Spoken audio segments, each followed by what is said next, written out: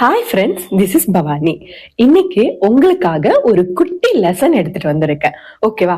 அதாச்சும் ஒரு சிம்பிளான ஒரு ஸ்டோரி. ஓகேவா? நம்மள சிலர் சிலர்னு சொல்ல முடியாது, பலர் அவங்களுக்கான வாய்ப்பை தேடிக்கிட்டே இருப்பாங்க.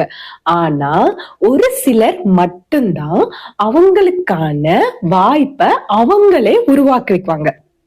கரெக்டா? நம்ம நிறைய பேர் பார்த்திருப்போம்.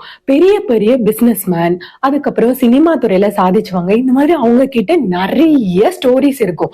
பட் எல்லாருமே மோஸ்டா அவங்களுக்கான வாய்ப்பை, அதாவது ஒரு சின்னது அவங்க கையில கிடைச்சாலும் அதை வந்து ஒரு பெரிய வாய்ப்பா என்ன பண்ணிருப்பாங்கன்னா அவங்களே உருவாக்கியிருப்பாங்க. கரெக்டா? சரிங்க. உங்களுக்காக இப்ப வாய்ப்பு உருவாக்குன ஒரு சின்ன விஷயத்த உங்ககிட்ட ஷேர் பண்ணலாம் அப்படின்னு ஆசைப்படுறேன். நான் சொல்றேன். ஓகேவா? நம்ம எல்லாருக்கும் எஸ்.ஜே. சூர்யா தெரியும். கேள்விப்பட்டிருப்பீங்களா? அவரு ஒரு மிகப்பெரிய டைரக்டர். கரெக்டா? அவரு முன்னாடி, அதாவது அசிஸ்டன்ட் டைரக்டரா இருந்திருப்பாங்க. அந்த சமயத்துல, அதாவது எந்த படம் அப்படின்னு பாத்தீங்கன்னா, நம்மள யாருக்கு அந்த வாலி, அது பேரு வந்து ஆசை அப்படின்னு சொல்லிட்டு ஒரு மூவி உண்டு. அஜித் சார் பண்ணியிருப்பாங்க. அந்த படத்துல அசிஸ்டன்ட் டைரக்டரா எஸ்.ஜே. சூர்யா சார் ஒர்க் பண்ணிட்டு இருந்திருப்பாங்க. ஓகேவா? அப்போ அவரு அஜித் சார் கூட ஒர்க் பண்ணிட்டு இருந்த அந்த சமயத்துல ஆக்சுவலா அதுல வந்து என்னன்னா, டெல்லியில போயிட்டு ஷூட்டிங் அந்த மாதிரி நடக்க வேண்டிய சுச்சுவேஷன் இருக்கும் அந்த மூவில.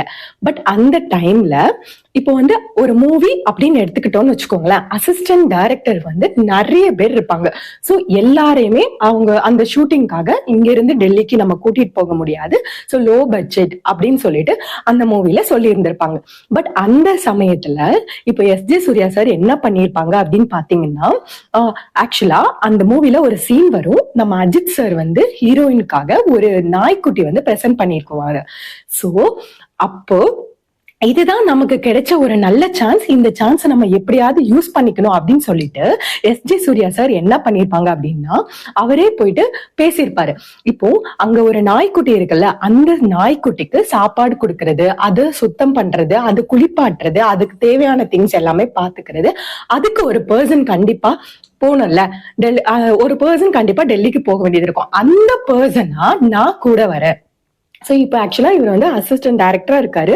இவருக்கு வந்து அந்த சான்ஸ் கிடைக்கணும். அந்த டெல்லியில நடக்கிற அந்த ஷூட்டிங் அட்டன் பண்ற அந்த சான்ஸ் கிடைக்கணும். பட் அந்த லோ பட்ஜெட் அப்படிங்கிற ரீசன்னால நம்ம எப்படி அதை வந்து போய் பார்க்க, அதுல வந்து கலந்துக்க முடியும் அப்படிங்கறத யோசிக்கிறதுக்காக அவர் இந்த மாதிரி பண்ணியிருப்பாரு. சோ இந்த இடத்துல உங்க எல்லாருக்கும் ரொம்ப நல்லா புரிஞ்சிருக்கும். இவர் என்ன பண்ணிருப்பாருன்னா, அந்த நாய்க்குட்டி மூலமா அவருக்கான வாய்ப்பை அவரே என்ன பண்ணிருப்பாரு, உருவாக்கியிருப்பாரு. சோ இதத்தான் சொல்றேன். இது ஒரு குட்டி ஸ்டோரியா இருந்தாலும் பட் ரொம்பவே மோட்டிவேட்டா இருக்கும். சோ உங்களுக்கு இந்த இது பிடிச்சிருந்துச்சுன்னு வச்சுக்கோங்க. கண்டிப்பா கீழே கமெண்ட் பண்ணுங்க. நெக்ஸ்ட் ஒரு அழகான தகவலோட நெக்ஸ்ட் வீடியோல மீட் பண்றேன். பை.